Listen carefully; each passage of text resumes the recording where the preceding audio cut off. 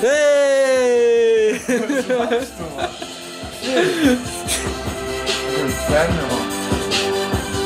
Es ist wieder mal Zeit für Feisulini TV. Nummer 28. Peace. Nice, Mann. Wir wollen Ich weiß noch nicht, was schreiben. unseren neuen Stoff vorstellen. Es ist ein leeres Blatt, das weiss ist. Noch ein bisschen herzoomen.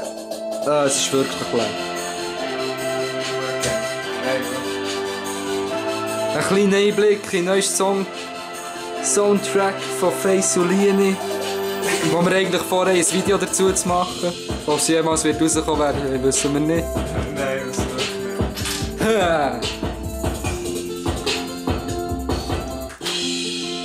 Hört und staunet, wie jedes Mal.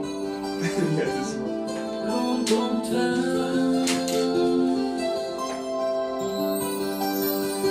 Und wir fliegen rund um die Welt. Weg von dem elenden Stress, den wir Tag für Tag haben. Oh yeah!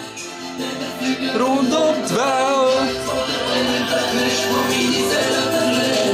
Stadt in die Reise im gleichen Bett, wo jeder Tag der gleiche Wecker leuchtet. Wieder am gleichen Tisch, wo ich wieder mal wissen, was ich immer esse. Aber niemand interessiert, was ich heute am meisten vermisse. So wie immer und wie immer weiss ich, dass ich meine Träume vergessen habe. Das hättet ihr gern, glaube ich bleibe nicht immer so.